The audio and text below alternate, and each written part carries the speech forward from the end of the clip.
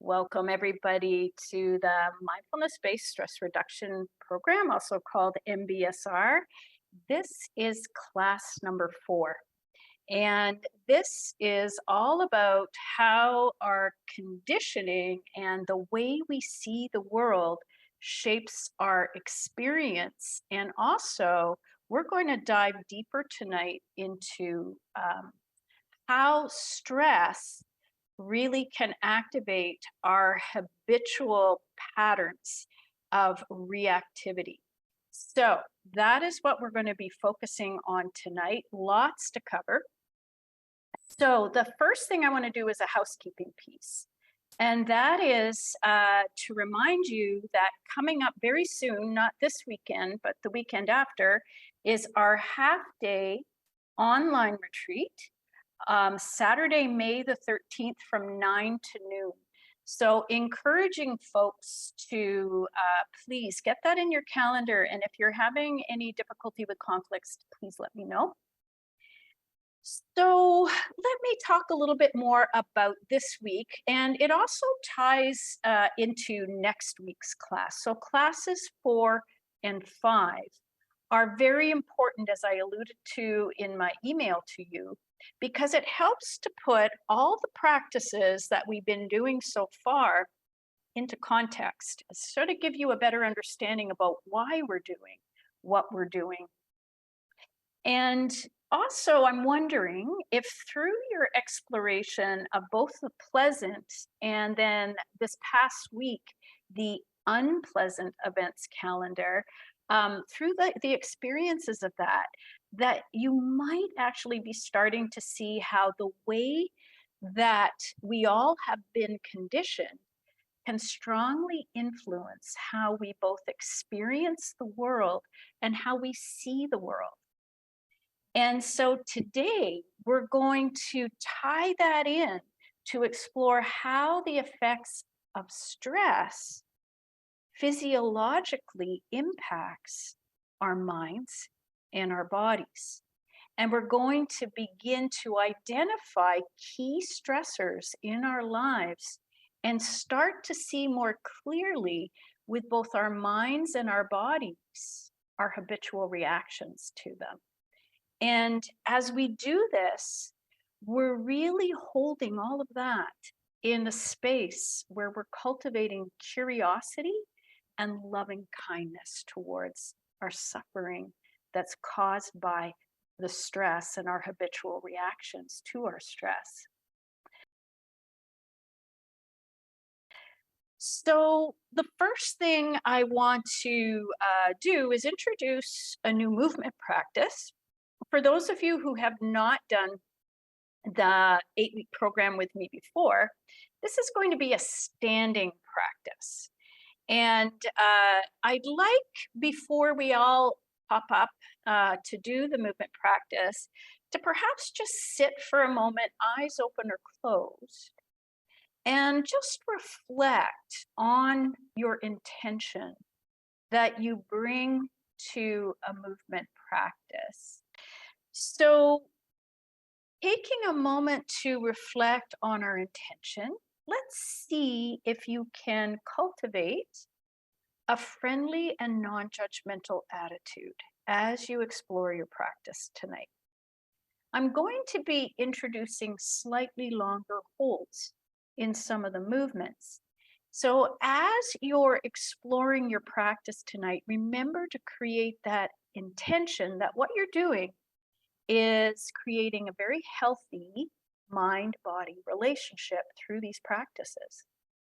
And to reflect on what we're doing is we're connecting to our body's wisdom by using your breath and body sensations as a barometer.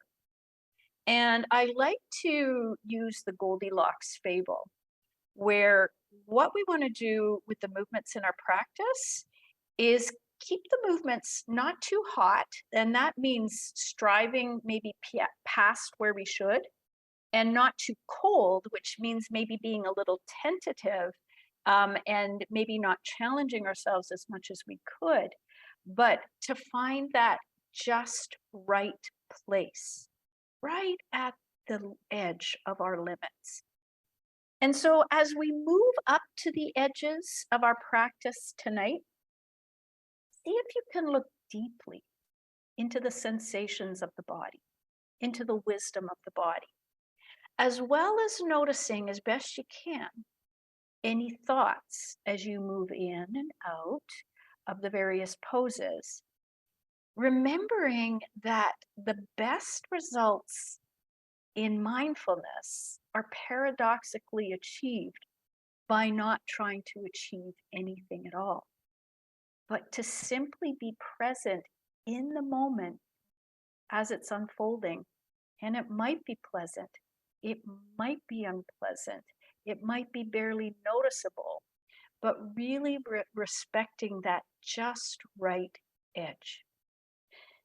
And so I also encourage you as we go through this practice tonight to bring your curious mind to what's unfolding. And perhaps as you're in a movement and holding it a little bit longer, just hovering at your edge, asking yourself, where am I feeling the sensation exactly? And what is the actual quality of that sensation? And how is my mind reacting to the poses as I hover around the edge or my limits? And of course, if a posture is too uncomfortable to do tonight, you're always in choice to assume a more comfortable position or even simply visualize the movement. And as we know, there's a lot of benefit to simply sitting and watching and visualizing. So, having said all that as a way to reflect on our new movement practice tonight, let's all come to standing.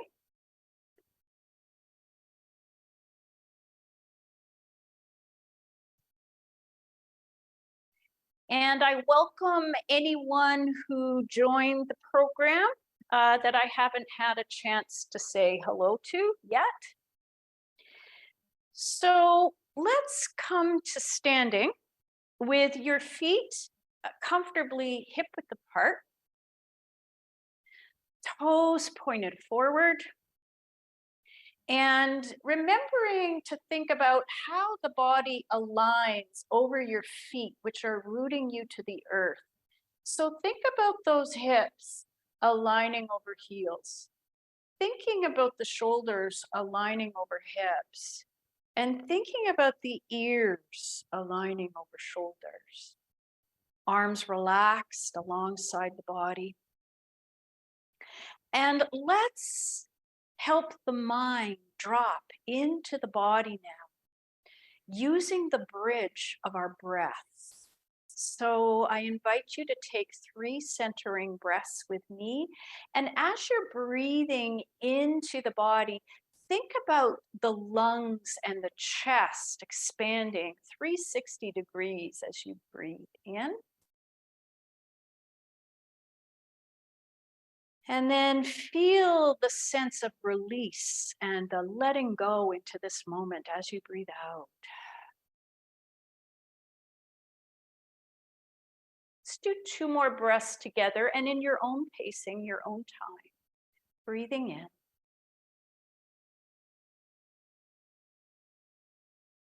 Feeling the sensations of expansion and then breathing out, feeling the sensations of release. And one more breath in.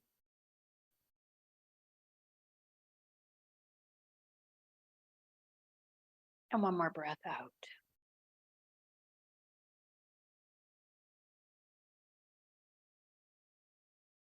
Pausing for a moment. And then let's begin to roll the shoulders. Sorry, I have a little pop-up that's come up on my screen here.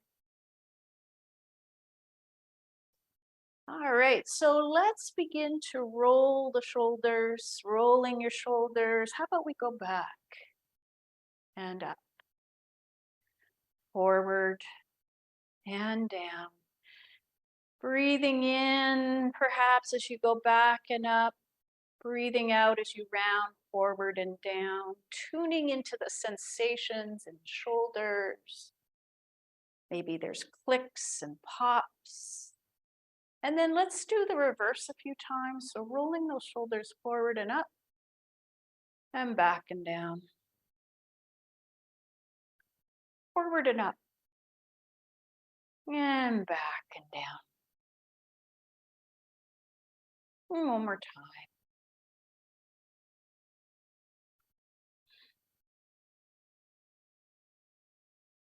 Just shake out your arms a little. And then readjusting, making sure that those ears are still aligning over the shoulders as best you can. And thinking about the bottom of your chin remaining parallel to the floor. Invite an in-breath in here. And then slowly begin to turn your gaze towards your right shoulder. And just coming to the end of the movement where you feel just a slight resistance in the left side of the neck. And breathing in there. And exhaling, slowly returning back to the center. Breathing in once again. In your own rhythm, your own breath pacing, slowly turn your gaze to look towards your right shoulder, feeling the limit or end of the movement on the right side of the neck. Breathing in there. And slowly exhaling, coming back to the center. We'll do one more gentle neck stretch. So again, checking your alignment, keeping the chin parallel to the floor, and watching the tendency to want to elevate either shoulder, just allowing them to just stay relaxed down. Take another inhalation here.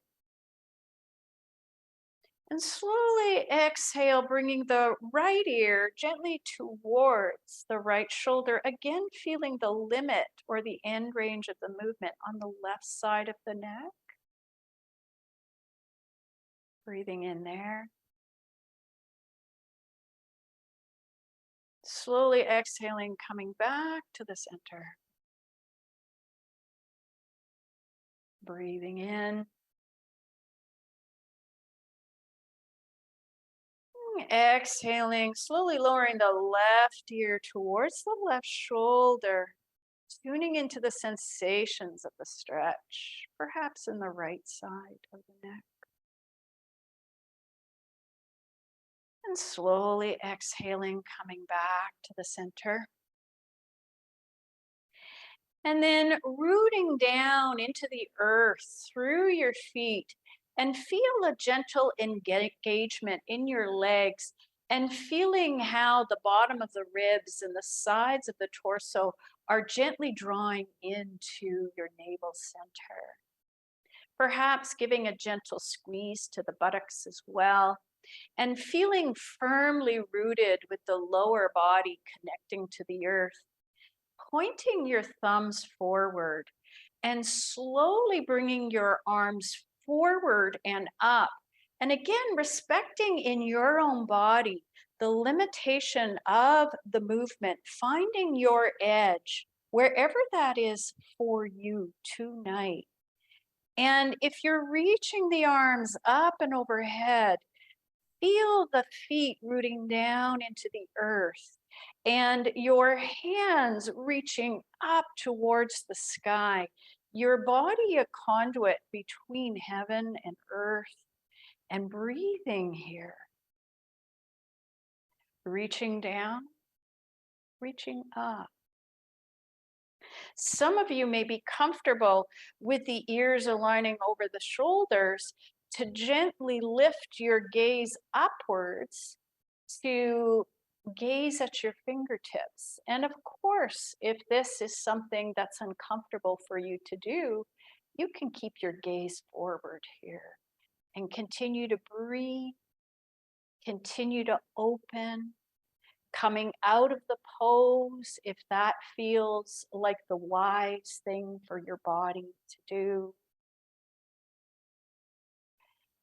And then slowly now, begin to lower the arms down. And as you do, place your attention in the sensations of your body, the touch of the air on your skin.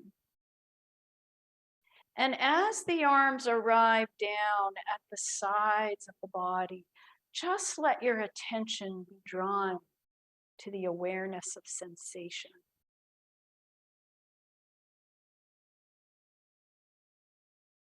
Curious and friendly, noticing the quality of sensation. And then it isn't apple season yet. It's definitely getting to be apple blossom season. But imagining with your right hand that you were at an apple tree that was laden with apples, and you want to reach up for the very top apples in the tree, and staying rooted in that right foot and reaching up through that right arm and staying here and feeling the breath moving in the body, breathing into the sensations. And if again your neck is comfortable too, you could lift your gaze up at your right fingertips here, breathing, opening, honoring the wisdom of your body. And then slowly, slowly, slowly, once again, bring your full attention into that right arm. Noticing the constellation of sensations as you bring your hand down alongside your body.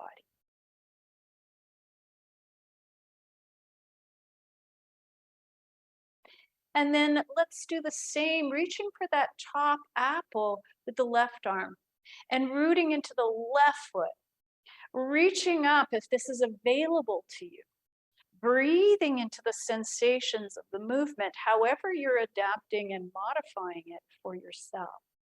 Breathing, opening, curious and completely present with the sensations as they're arising in this moment.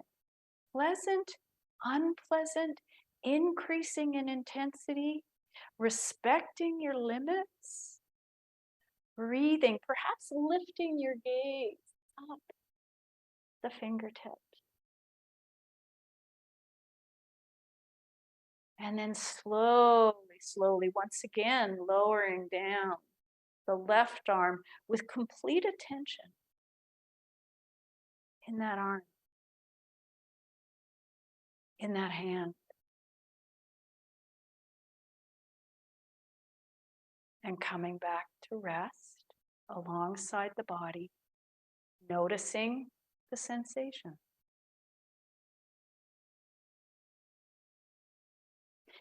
And if you care to, we're now going to bring both arms up once again and gently arc to one side. Now, if you have noticed that bringing the arms up isn't available to you, you can always do this movement, keeping the arms down alongside the body. So once again, rooting into the earth, engaging the legs, squeezing the buttocks, drawing into your navel center, chin parallel to the floor, gaze eye level. Slowly begin, if you're choosing to bring the arms up, to reach those arms up, reaching down into the feet, reaching the arms up, and rooting into that left foot now, and seeing if those arms remaining shoulder width apart, if they're overhead, can arc slightly to the right. Breathing here. Noticing where the breath is moving in the body as you breathe in, as you breathe out.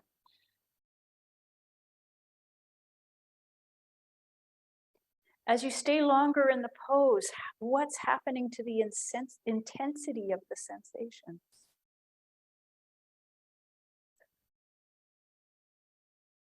Not too hot, not too cold, but just right for you. And then slowly coming back up, rooting down into both feet, stretching up into both arms, and slowly arcing slightly to the left, keeping the arms alongside the ears if the arms are overhead, and that is okay to do. Breathing now, noticing where the breath is moving in this side of your body.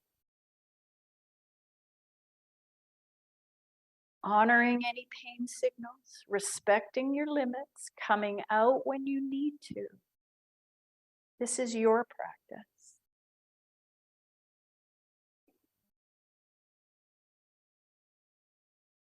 And slowly coming back up.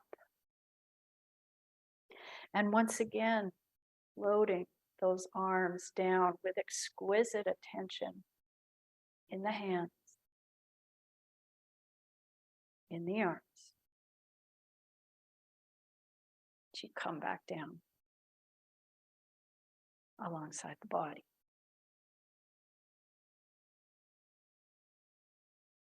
Noticing what's here. Curious and friendly. And then you can have the support of a chair or a wall beside you. We're going to come into a balancing movement now. So feel free to have one hand to give you extra support.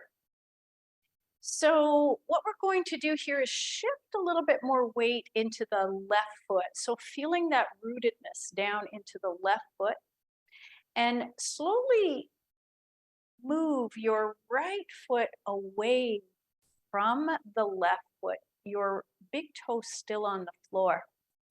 Slowly now, you may want to raise the arms out to the sides, no higher than your shoulders. Squeezing your left buttock. See if you can lift your right leg slightly off the floor, and notice the shifting, the moving, the adjusting as your body moves into the standing balance pose. It is fine to touch your toe down and then to come back in, respecting your limits, breathing, being with the dance around the center point, and then slowly come back down to rest and observe.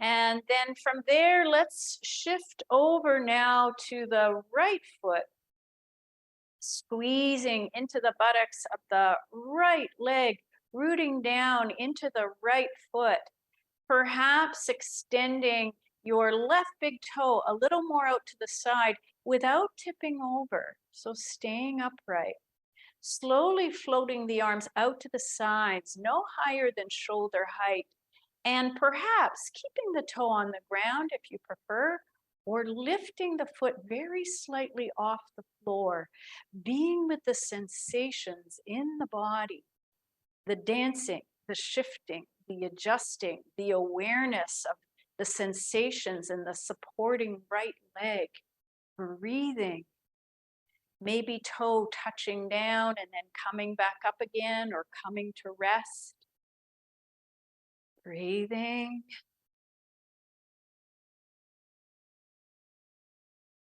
And then slowly coming back down and observing the effects of the balancing pose in your body.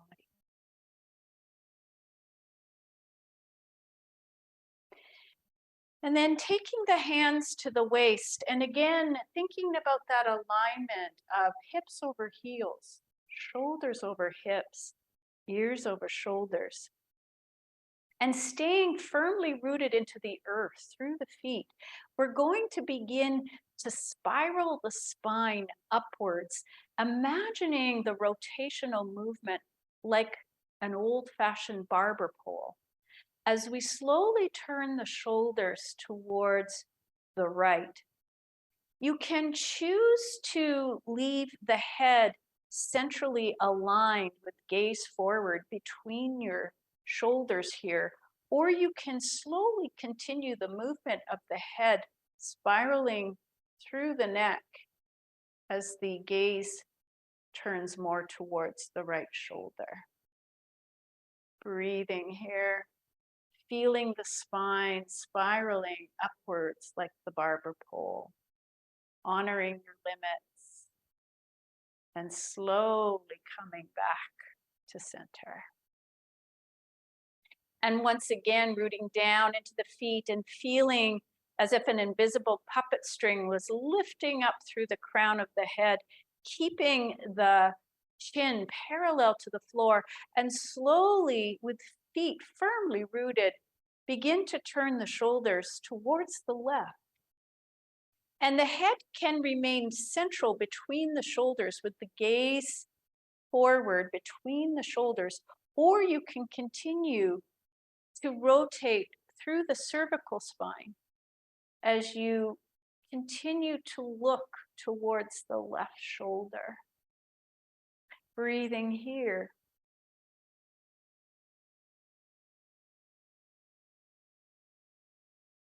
And slowly coming back to center. The next movement, I'm going to leave you in choice, depending on how you're feeling in your body. So I'm going to demonstrate coming to a midway point, but you can continue to fold the torso forward here. So I'm placing my hands on my thighs. My knees are slightly soft, not locked back and not overly bent, but they're just able to move. And in this position, I'm just gliding my hands down the legs while I reach my buttocks back behind me. And I'm going to choose to pause here, keeping my spine in a neutral position. Some of you may want to continue to glide your hands down the front of the shins and allowing the top of the head to drop towards the floor, feeling more of a rounding into your spine and a releasing of the spine down towards the earth in standing forward bend. Breathing here.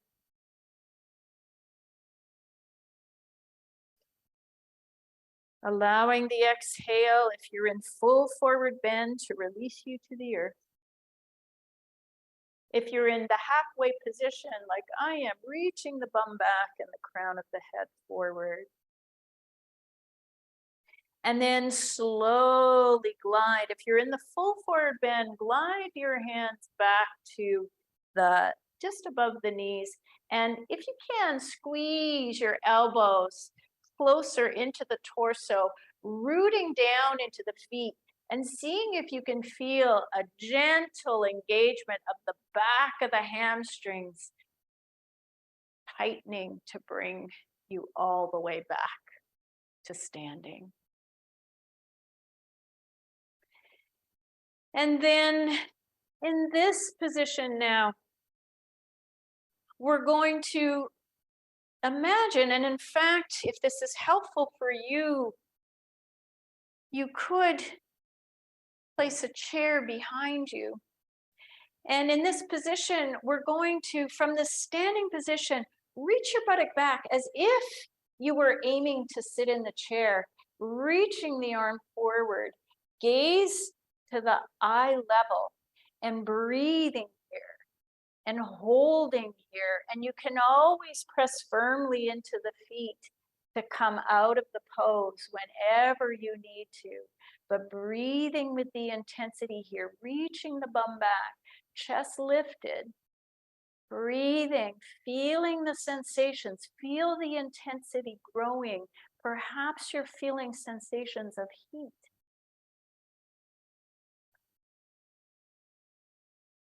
And then slowly rooting into the earth, slowly, slowly, slowly coming back to standing and noticing the sensations in your body. Perhaps there's a little more warmth, or you feel you're aware of your heart beating. And then shifting a little bit more weight into that left foot and bringing your right foot to a choice here. The right foot toes could remain on the ground, heel on the inner shin or calf.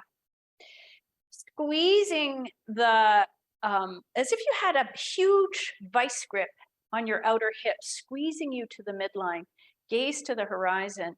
Some of you may want to take the foot off the floor and onto the inside of the calf. Some of you may want to reach down and grab the foot and bring it up onto the upper thigh. Any of those places will work. You could have one hand on the wall or on a chair, and bringing your hands in front of the heart. And if you care to, floating the arms up like the branches of a tree. Breathing here. Rooted and grounded. The trees outside are mirroring to me the time of life and growth and exquisite bright green. Breathing.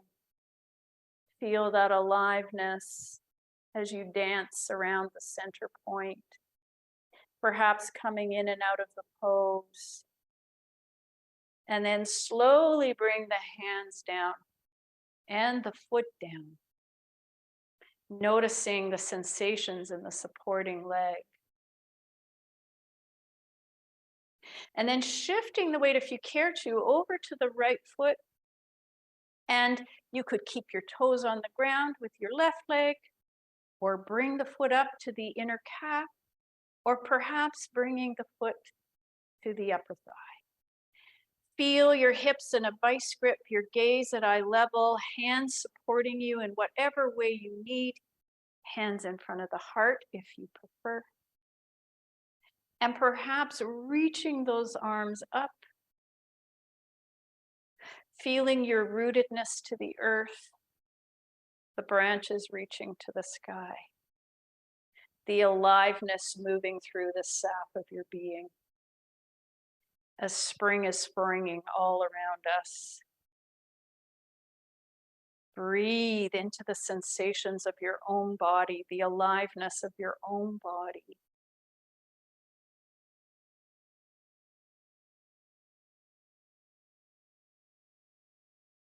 And then slowly bring your hands down,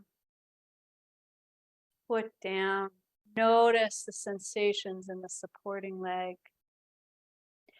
And if you care to, we're going to transition down to the floor, or if you prefer an elevated surface like a bed.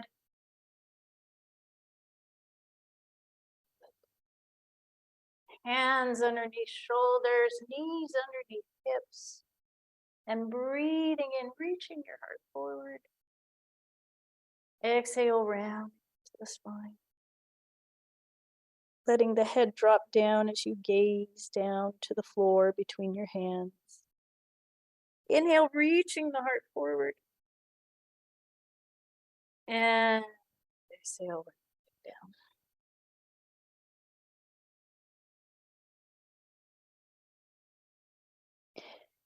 Inhale. And exhale.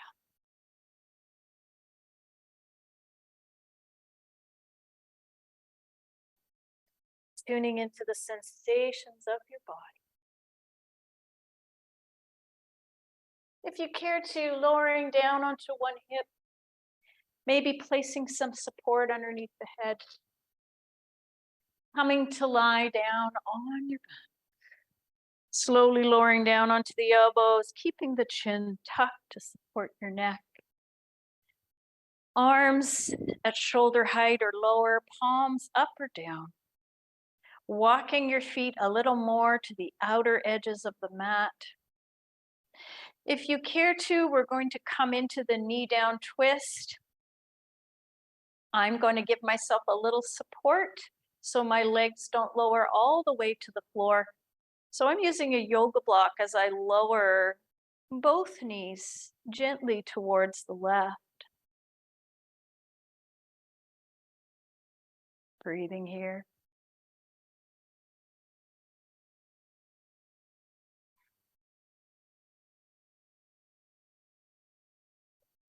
Tuning into the rise and fall of the breath in the belly.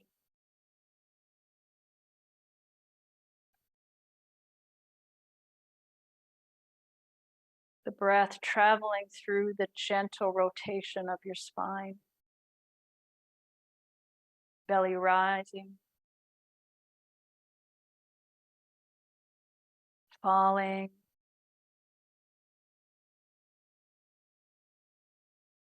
rising, falling.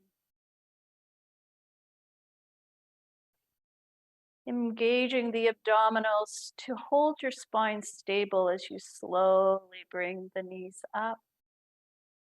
Readjusting your feet and your pelvis, perhaps providing support on the outer edge of your right leg, and perhaps choosing to lower both legs to the right.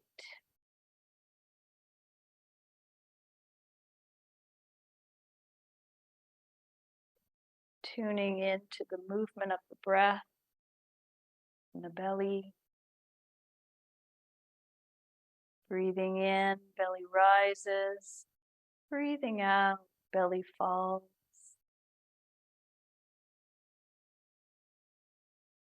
Rising.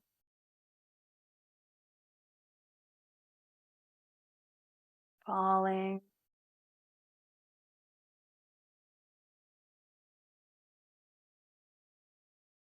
Rising. Falling.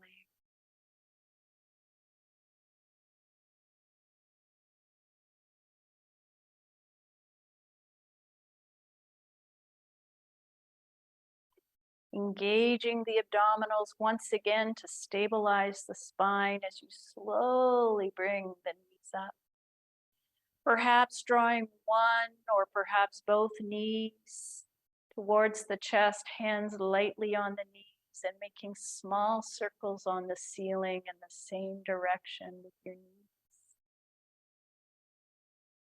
A few times in each direction.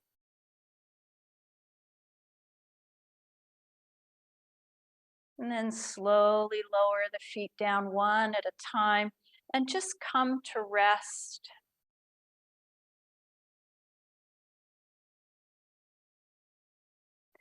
Observing the sensations in the body. Emotions arising and passing. Any thoughts passing across the mind like clouds in the sky.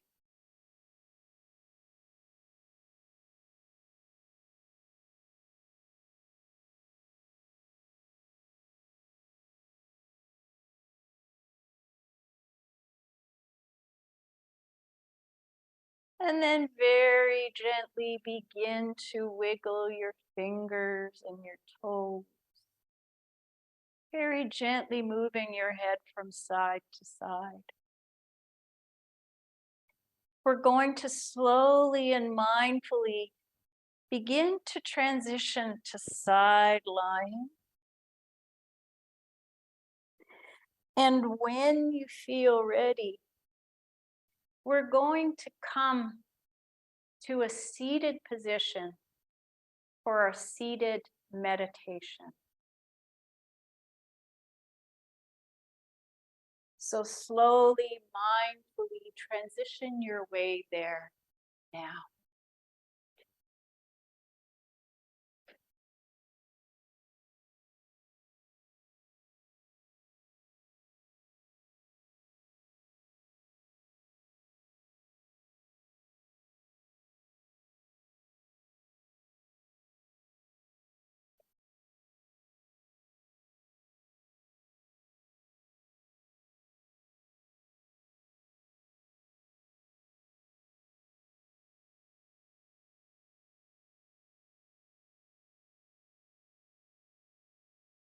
In our sitting meditations from the last couple of weeks, we've been exploring shining the flashlight of our attention on the breath and body sensations. And this week, we're going to also explore focusing on the sensation of sound, hearing. We'll explore in a curious and friendly way how each of those objects, breath, body sensation, and sound, help to stabilize and anchor our attention into the present moment. So come to a seated position that allows you to be both relaxed and alert. If you feel like you want to stand or lie down, you're welcome to do that as well. Feel free to shift your posture to find a more comfortable position as we go through the meditation. So sitting tall, your body reflecting the noble essence of who you are. Bring your attention now to the sense of your body breathing. The breath entering and leaving the body.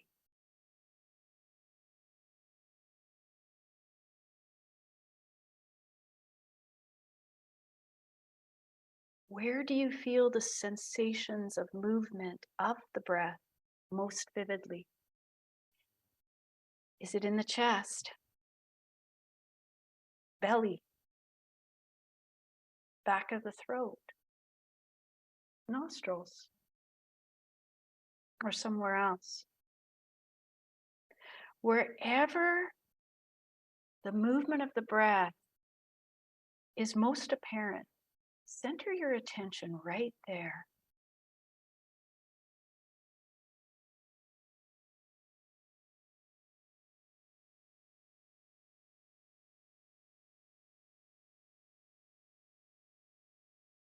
Notice the characteristics of each breath and how they can change from moment to moment.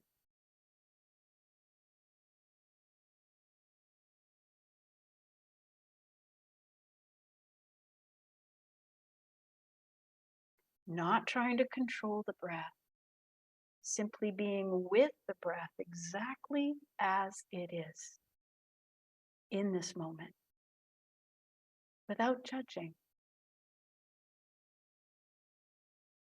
Simply breathing in and out.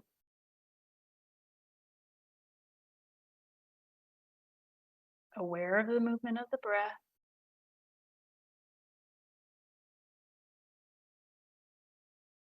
And noticing that there is a beginning, middle, and end of an in-breath.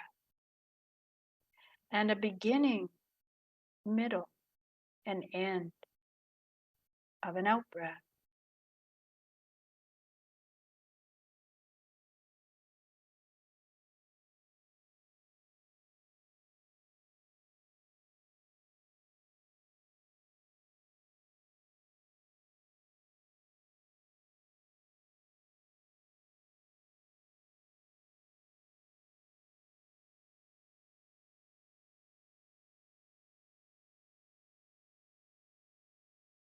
If you notice the attention has left the breath, this is a moment of mindfulness, of being aware.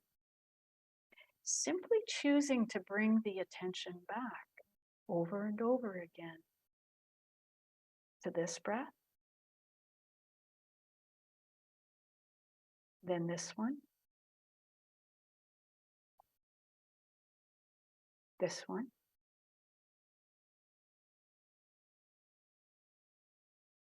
this one,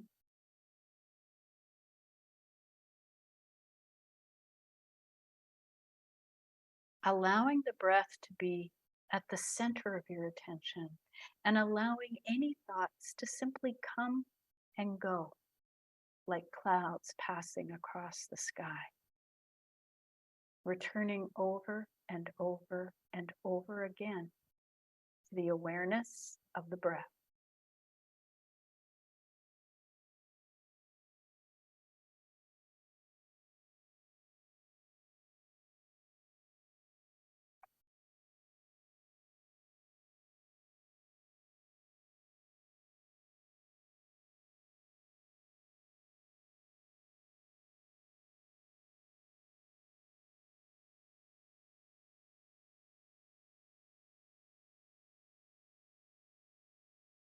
And now, if you feel ready, expanding your attention beyond the breath to include awareness of the entire body sitting here, becoming aware of the sensations in your body.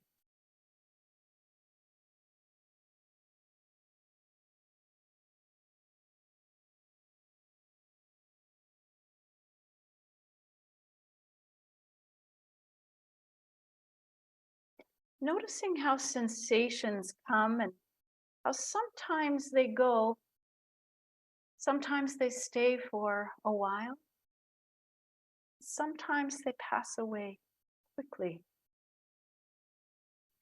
Notice how they change in intensity, making room for new sensations to arrive. Like the breath, they have a beginning, middle, and end.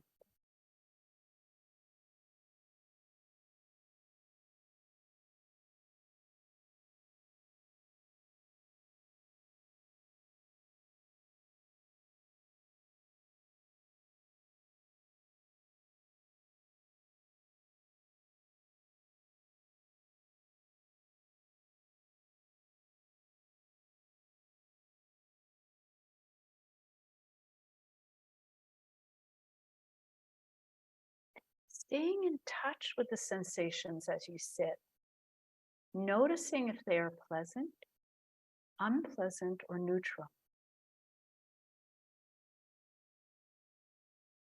If the attention wanders, notice the choice to bring the mind's attention back with care and kindness to the awareness of the body and the breath.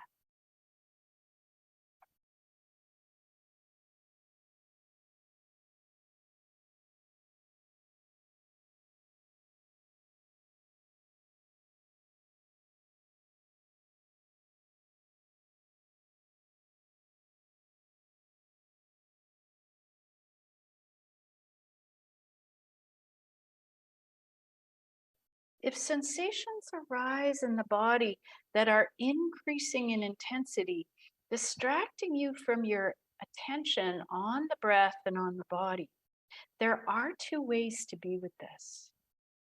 You may choose to change your posture mindfully, attending to the sensations of movement as you slowly shift your position. Or you may choose this evening to direct your attention right into the intensity of the sensation itself,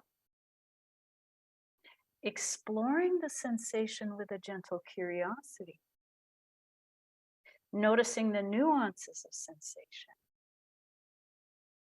perhaps thoughts and judgments about the sensation, perhaps noticing resistance in your body or bracing. And as much as possible, putting out the welcome mat for these intense sensations, to hold the sensations in the open space of awareness, perhaps to soften and let go of the struggle, and simply attending to the sensations as they arise, linger, and then pass away.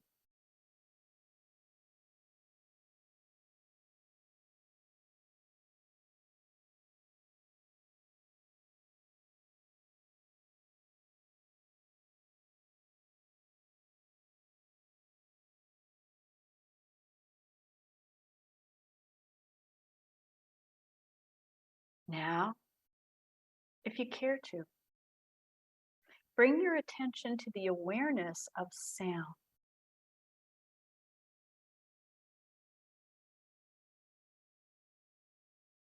Not necessarily reaching outwards towards sounds, but letting sound come to your ears.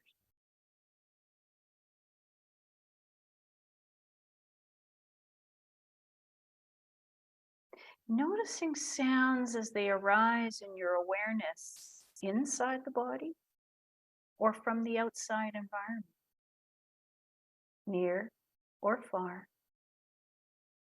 Noticing how awareness simply receives sound without effort.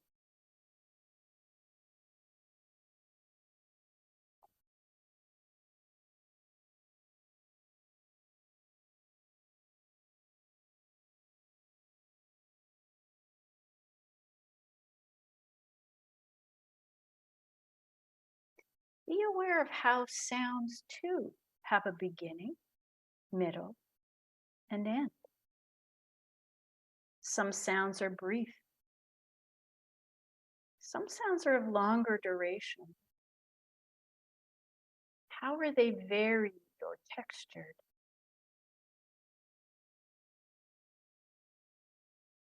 Some sounds are quiet. Some are loud. Noticing a single sound or a steady, continuous drone. Noticing any space between the sound.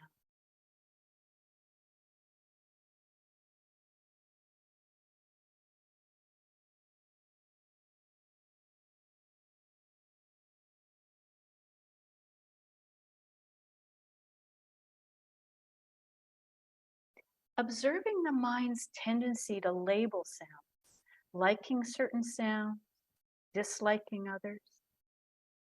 Noticing any desire to move away from some sounds and towards others. And as much as possible, making space in which sounds can be experienced just as they are with beginner's mind.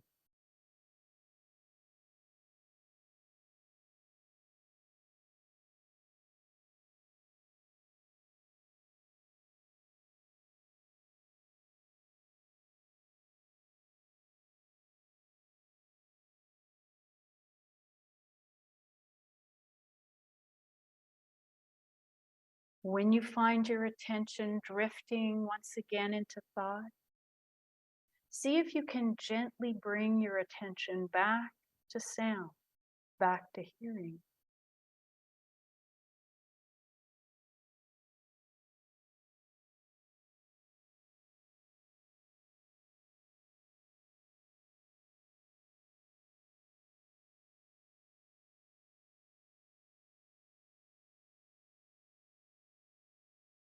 Seeing now if you can pull back the lens of spacious attention to simultaneously hold the awareness of breath, body sensation, and sound.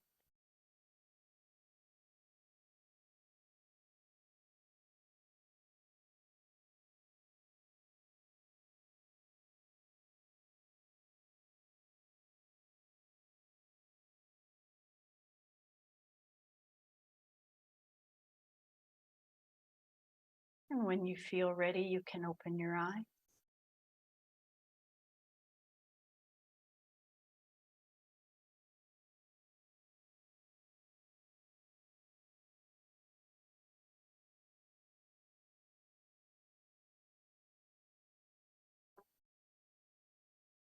So what I want to do now is come into the realm of stress and understand what stress is, this demand on us, internal or external. So I'm going to begin from this current slide here. I'm just going to move this out of the way. So let's look at the territory of stress in 4 different categories. So let's take a look at the external stressors. So what are they, these demands that are placed on us externally? Well, they could be just about anything. They could be environmental, they could be physical, societal, emotional, economic, or political. So from worldwide events like COVID to getting into a fender bender, everyone experiences external stress daily. And here's just a smattering of some examples. A very busy schedule. So a number of you have alluded tonight, you're working full time, and some of you are dealing with kids on top of that, or aging parents, whatever it is, busy. No time in the day for this meditation stuff. Work problems, family issues, financial trouble, social problems. You've been injured, or something just out of the blue happens that was completely unforeseen. These are external stressors. Internal stressors could be your thoughts, negative self-critical thoughts, for example, could be emotions, like some of the challenging emotions that were being shared with the unpleasant events, physical pain. And that can include, these internal stressors can include feelings of hopelessness, negative self-talk, a deep need to be perfect, fear of failure, low self-esteem, or excessively rigid standards for oneself. So all of these can lead to the territory of stress. Stressors can be acute or they can be chronic. So what is the difference here? So an acute stress is a short-term stress. So an example would be getting stuck in a traffic jam, an argument with your partner, a break and enter, a B&E when you weren't there, or a natural disaster like a derecho or a fire or a flood. So chronic stressors are when acute stressors can sometimes morph into these longer term stressors or chronic stressors. And some examples would be there. Let's say you're getting stuck in a traffic jam would be the acute, but chronic would be long commutes where you're stuck in traffic jams every friggin' day.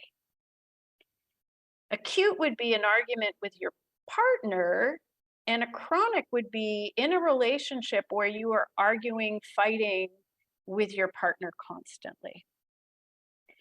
So the B&E would become chronic if you are just living in a high crime neighborhood, your car's getting constantly broken into, all these different things would become a chronic stress. And the natural disaster would be chronic natural disasters happening seasonally or year after year. And quite frankly, that seems to be ramping up these days. So whole climate change can become a chronic stress for us. So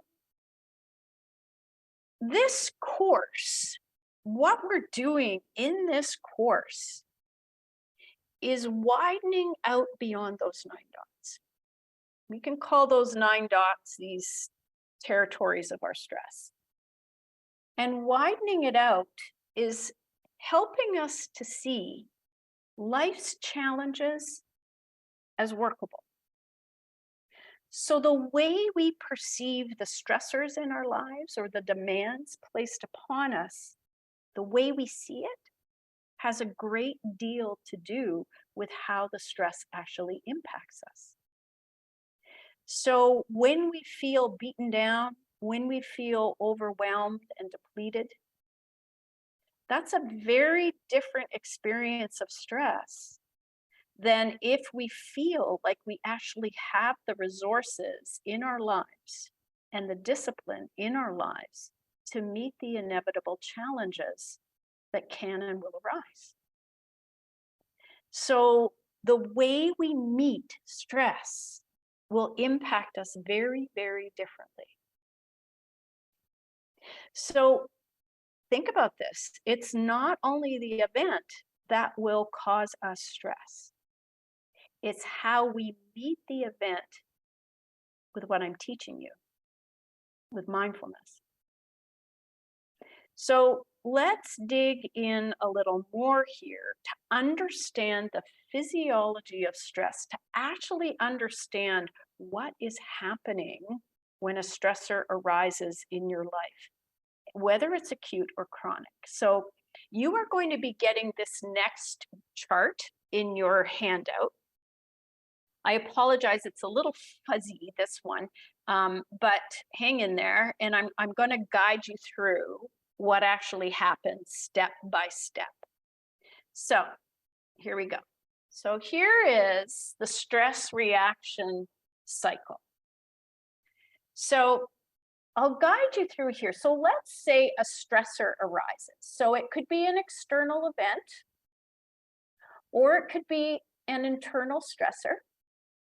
And the thing to understand is whether it's external or internal, it's going to affect, stress affects your brain, it affects your nervous system, it affects your cardiovascular system, it affects your digestive system, it affects your immune system, it affects your musculoskeletal system. Stress affects many of the different systems in our body. So that stress arises, and what's happening at an unconscious level is you are appraising that demand placed upon you, internal or external. You are appraising it at the level of the unconscious.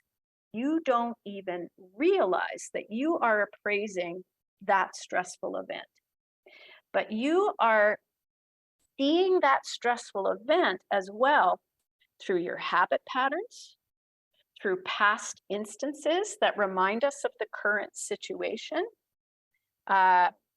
You're just seeing that through that lens and you don't even realize it. So in that moment of appraisal, happening at the unconscious level, through your filters of perception, you are making an instantaneous calculation or appraisal. Is this event a threat to my survival? So that is what you're calculating. And if you decide at the unconscious level that this is actually a threat to your survival, an alarm goes off in your amygdala, and all these adaptive processes to keep you alive. Remember, this is all about keeping you thriving and alive. Your body goes into this cascade of reaction. We call it fight or flight with the sympathetic nervous system. You can actually go into freeze. We don't talk about that as much in this, but you can actually go into freeze if the situation is so bad that you have to like literally pretend to be dead. Some people faint. So that can happen as well, depending on the degree of the stress. But what happens is your blood pressure goes up, your heart rate goes up, your breathing rate goes up, the levels of muscle tension go up. They might skyrocket for a short while. So remember I talked about the acute event and the chronic event. So in an acute event, let's say you've got white coat syndrome. You know, when you go to the doctor and your blood pressure is always through the roof. So you're in an acute stress situation here. And that happens every time you go see the doctor. It's happening at the unconscious level, for example. But if, or, you know, I've been walking down a pathway at dusk and I see a black thing up ahead and I instantly go bear, but it's a stump. And so it takes about 10 or 15 minutes for your system to come back to baseline from an acute stressor. Okay? Now, that's acute. Now, what happens if we have a chronic stressor? So sometimes events are unexpected, ongoing, unremitting, and therefore become chronic. So what are some examples of a chronic stress? Well, I don't have to go far to give you examples. Feeling sandwiched between caring for an elderly parent and our children, our own physical and mental health challenges, accidents, losing a job, or having to work in a toxic workplace, death of a loved one, dealing with a legal situation. The list goes on and on and on in our culture. And so what happens is these unexpected stressors land on top of our day-to-day stressors. And this leads to situations of working harder and harder and harder to keep up with all the demands. And often that tends to cause us to isolate more. And often our exercise, our creative and social activities that would normally help us replenish and renew are sacrificed because we have just too much on the plate and we don't want to appear to be Debbie Downer.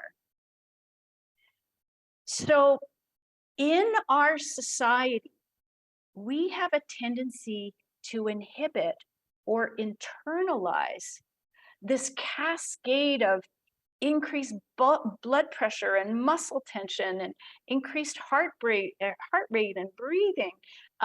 We have a tendency to pack that down.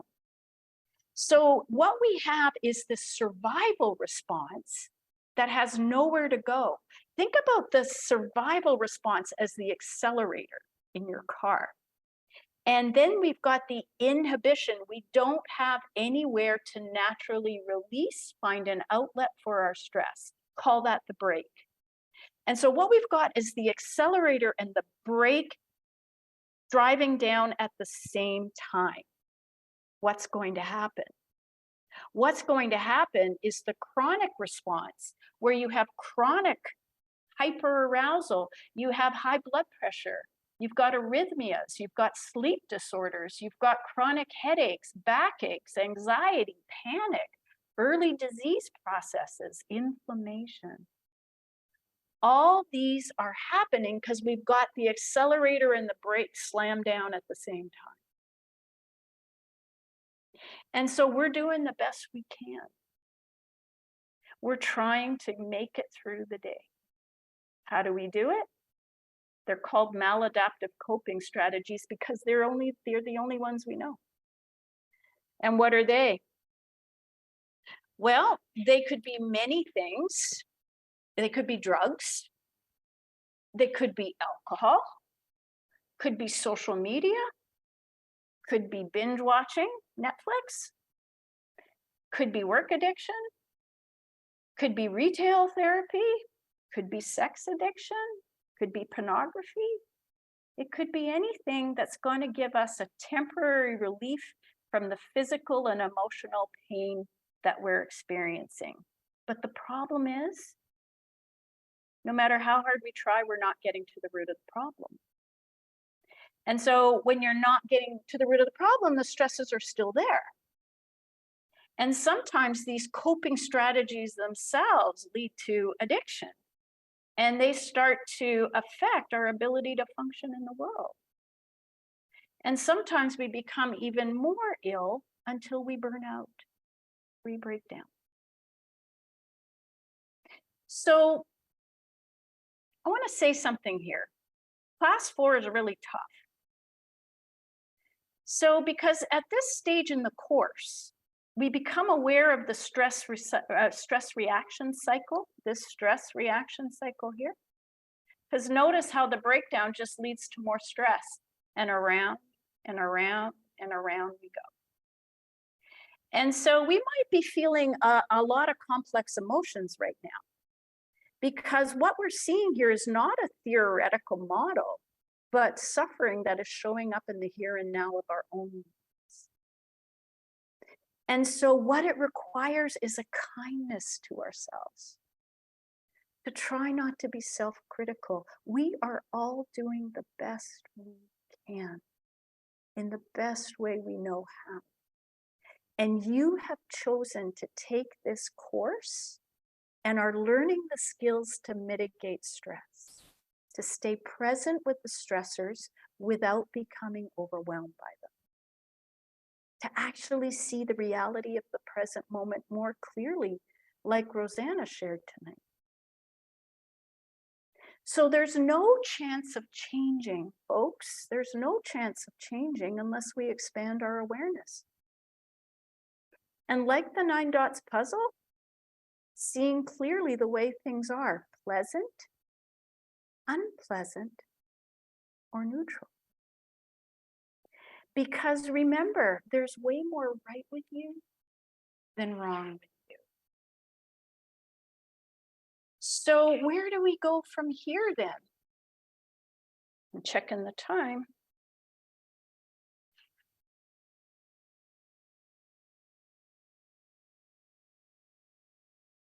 So here is a beautiful quote that we can take with us going forward. And Viktor Frankl was a Holocaust survivor. He lived in the concentration camps. He was also a psychiatrist.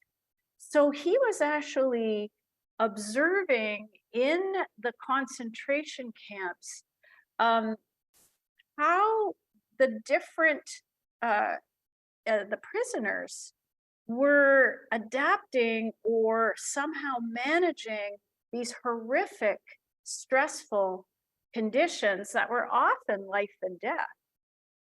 And what he said, this is a very famous quote, famous book, Man's Search for Meaning.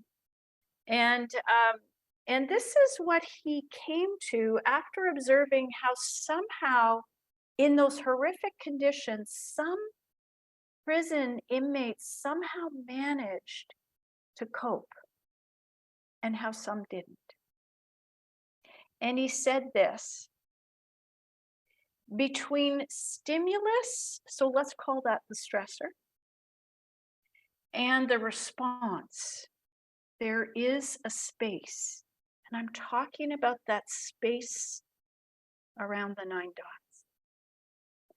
And in that space is our power to choose our response. And in our response lies our growth and our freedom. So where we're going for the remaining half of this program is how we can respond more mindfully to the stressors, the challenges in our lives. And we'll use this quote as our inspiration. So I'm thinking, Charmaine, about those lovely insights you gave and the bells from Plum Village. Well, this next exercise I'm about to share with you is sort of in this vein. So the next time you experience a stressor this week, I'm going to encourage you to try this on. It's called the STOP practice, S-T-O-P, stop. And I'm just moving this banner out of the way so I can better see here. Okay, so if you're noticing a stressor this week, you might want to give this a try. And just like Charmaine was sharing, this is where it's not a long practice. So in that moment when you're stressing out, do the S. Stop what you're doing. Put things down for a minute if you can. Don't do that if you're driving. But you're going to then do a T, which is take a few deep breaths. So let's just do that all together. Just see if you can follow your breath coming in and out of your nose. So just take those few deep breaths, breathing in, breathing out.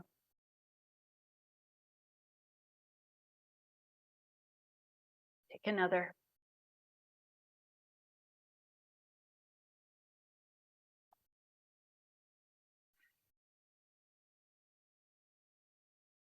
One more.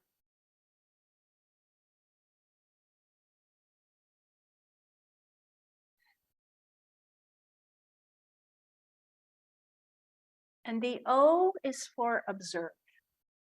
And what you're observing is what we've been practicing these 4 weeks. Your experience in the mind and the body exactly as it is in this moment. Exactly as what Rosanna and Kelly were sharing. So include your thoughts. Notice the thoughts going through the mind. observing the feelings, and observing the emotions, always in a way that the emotions are in your window, that you're not feeling completely overwhelmed and carried away. If that's the case, maybe do stop another time. But just see if you can emerge your thoughts, your feelings, and your emotions exactly as they are. And then the P in stop is to proceed with something kind for yourself, something that will support you in the moment. It could be anything. It could be talking to a friend. It could be, you know, going to a Starbucks, or somebody massaging your shoulders, or just having a heart to heart. So something that will support you in the moment. So that's what you can try this week.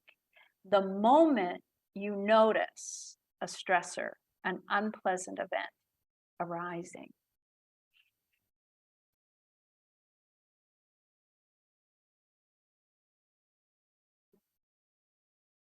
So I'll just repeat again for the purpose of the recording that this poem actually changed my understanding of what kindness actually is. And to provide you a little bit of context and also a trigger warning. So there's a trigger warning because this poem contains some traumatic material. So the author of this poem, Naomi Shihab Nye, was born to a Palestinian father and American mother. This poem is about Naomi's honeymoon long ago, when she and her husband were traveling on a bus through South America. And their plan was to, go for 6 months. But it ended tragically only a week into their journey, when she and her husband were robbed on that bus. Passports, money, they took everything. And more sadly still, they witnessed someone on the bus being murdered during that traumatic event. So this actually happened to Naomi Shihab Nye. It was a time before cell phones, so they couldn't call home. Naomi shares, there's actually, if you're curious, you can go onto YouTube where she actually shares this story before she recites the poem. But she shares that she was trembling and anxious, and only the kindness of a stranger helped them get to the next town, where sitting in a town square, just lost, trembling, shaking, she reached into her back pocket and she found a little notebook and pencil. It was the one thing they didn't rob. And as she sat there, she heard a woman's words spoken out of the air. And she copied those words down. And after she wrote the poem down, she suddenly knew she could collect her thoughts enough that she knew the next 3 things she and her husband had to do to deal with their situation. So here's the poem.